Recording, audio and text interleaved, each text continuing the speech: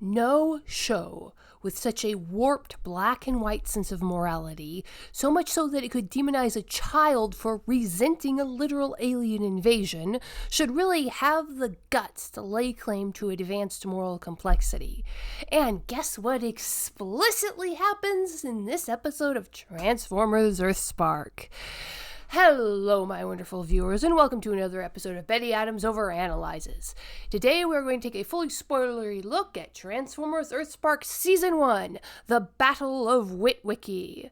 Somewhere between episode 21 and 24 of the show, depending on whether you are paying Paramount Plus per episode or per month.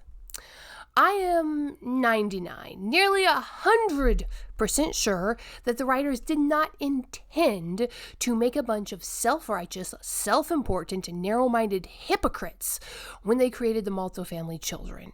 But that is what we see in this episode. I had thought that the 2-episode Home, where Twitch and hashtag villainize a child for expressing the slightest resentment over a literal alien military invasion, was a fluke. I was willing to ignore how no one seemed to care about how badly they tore up Witwicky in the Stiggy Situation episode because, conveniently, all of the humans had evacuated, and ontological inertia is, after all, one of the classic moments of suspension of disbelief that we are asked to accept, especially when considering witnesses in the Transformers universes. So, when Jawbreaker and Mo don't show much in the way of concern or regret over destroying their own hometown, I let their apparent callousness for the suffering and inconvenience of others slide. In this episode, however, this tendency to make the Malto children self-centered to the point of callous disregard for anyone outside of their family was far more glaring. This is tribalism of the kind that caused multi-generational feuds in the old Appalachia. Rule number 1 of running from a predator: you don't lead it back to your den. Okay, we're about to dive into all the spoilers, so if you don't want that, go click away now and take a look at my book, Dying Embers, Dragons, Aliens, and Things That Go Boomp in the Night. You have been warned. Spoilers away. After the last episode, the kids are being chased by an obviously mind-controlled shockwave. The crew apparently gate out of the trap they were last into a completely unguarded, open-air, classic Stargate landing pad in the middle of a cornfield. However, the local prime shows up in his attack. My bad. The children bridge out via what is most definitely a space bridge to what is totally not a prop straight from SG-1, which is in the middle of an open cornfield, despite there being convenient forests and mountain ranges all around. These kids, who have only seen Shockwave once in their lives, and that was back when the show was good during Warzone, when he was actively trying to kill them for the very serious crime of being disgusting hybrids, is shockingly trying to kill them now. Only the children somehow identify that he isn't acting like himself. How? How do they identify this? He does have that badge on him, but they have literally no context for Shockwave's behavior, other than he is talking less when he tries to kill them in cold blood this time. But nevertheless, they do somehow identify that he is out of control and needs to be contained, and none of them, not one of them, at this point thinks to call Optimus for backup. This will be a recurring theme in this episode, but Shockwave is shooting at them, and 2 large robots and a boy just magically disappear into thinly spaced 5-foot-tall corn. I don't know if you have ever been in a cornfield, if you've ever tried to play hide and seek in one, especially when someone is taller than the stalks and looking down from above. This scene would have made so much more sense in the forest. You can't hide in a cornfield. There's straight lines of sights down every row. You have to be dozens, if not hundreds of yards away before there's enough stalks of corn between you and your pursuer to physically hide you.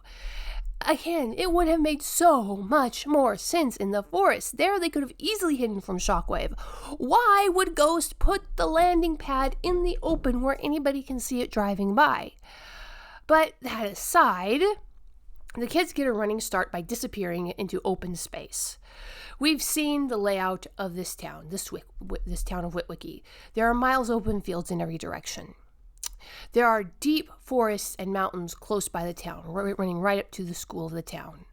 With all of these potential directions to head to lead Shockwave into the mountains where they can lose him, to lead him out in the fields where they can call for help, the Maltos lead the giant rampaging robot straight into downtown Witwicky. These are supposed to be children smart to the point of genius, with the ability to make complex moral decisions correctly, something that is explicitly lampshaded later on. And they have the technical skill to build complex drones and hack military systems. They've got a naturalist for a mother, a historian for a father, and at least months of experience in wildlands living. We know that both Robbie and Mo have at least some wilderness training. And not one of them remembered the most basic rule of family or pack survival. You don't lead the predator back to your den. Again, and yet, there they go, leading Shockwave right into downtown Witwicky. Again, just like in Home, narrow-minded fear and arrogance-fueled stupidity can be excused in children. That is, when the show treats it as narrow-minded fear and short-sighted stupidity. But the show makes a special point of reaffirming their stupid decisions later. Not, oh, you messed up, we all make mistakes. You are young.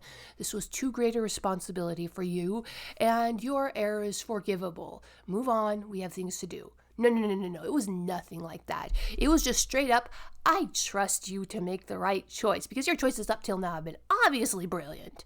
Apparently, the writers thought it wasn't a negative for our heroes, our highly intelligent, put-together heroes, to lead the rampaging Shockwave straight into a town full of citizens, families, and children that we have seen and been asked to emotionally connect with, and endanger the lives of all of them. At least this is the best explanation I have for the fact that the characters never mention that they did that.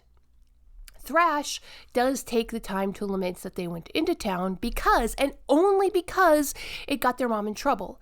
Not a word, not a single thought expressed thought for the fear and suffering, the life-threatening situation that the families in the town were in.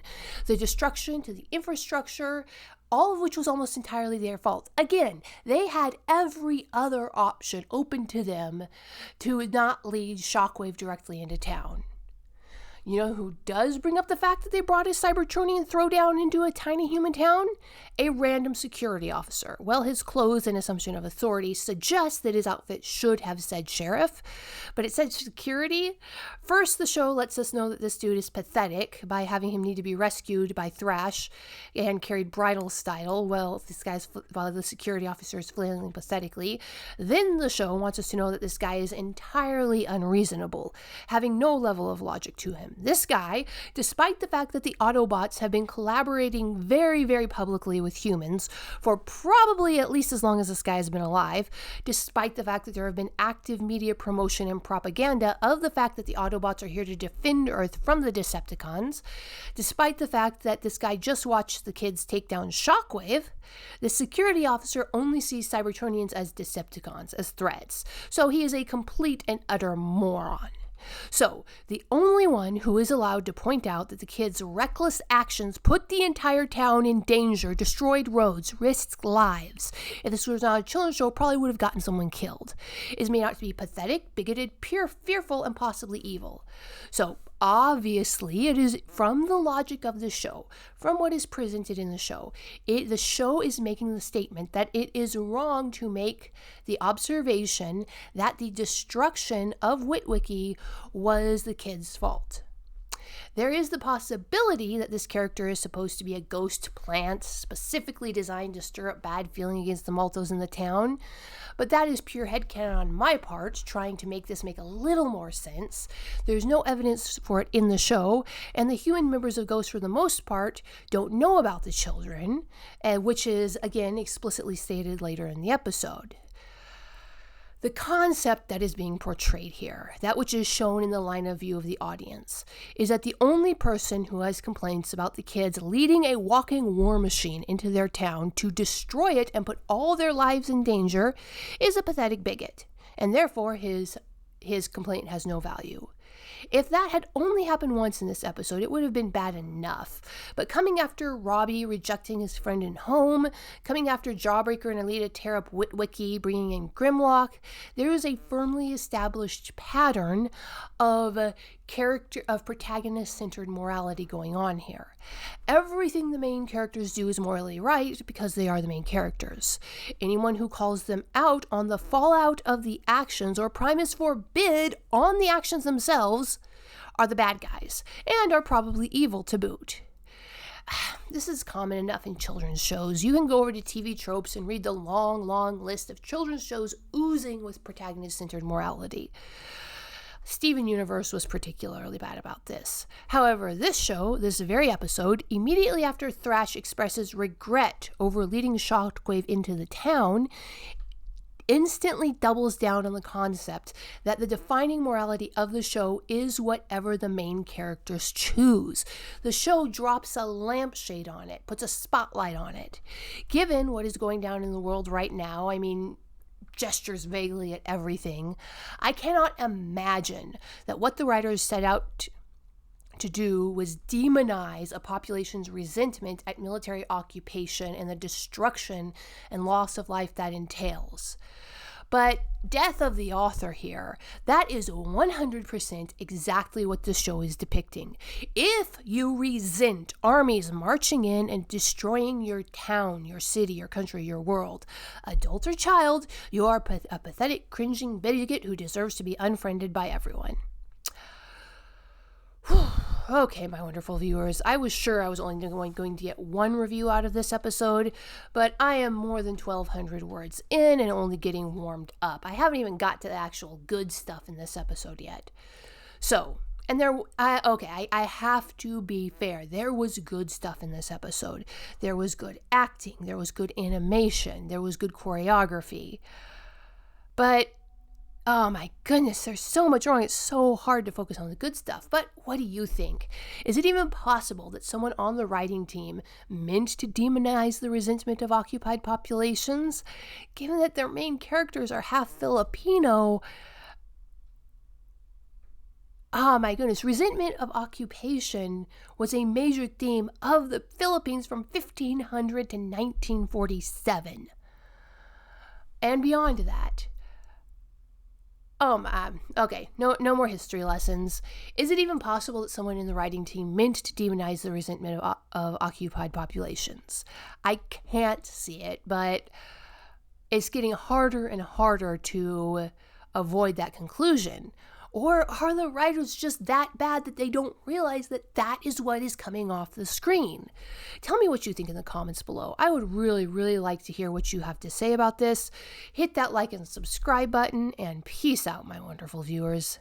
Do you love awesome science fiction books? Of course you do.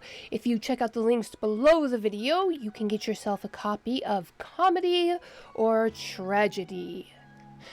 Humans Are Weird. I have the data. Humans Are Weird, We Took a Vote, and Humans Are Weird, Let's Work It Out are the 3 comedy short story books available on Amazon, Barnes & Noble, Kobo by Rakuten, Google Play. There's even some copies at Powell's Books, the famous used bookstore in Portland, Oregon. Dying Embers, dragons, aliens, and things that go boom in the night, and soon Flying Sparks. More dramatic, traditional science fiction novels are also available at Amazon. Flying Sparks is still in the pre-order page. If you want a copy, you can email me by contacting the website to pre-order yourself a copy. It's still being edited. So check out the links below the video to get yourself a copy of some wonderful science fiction.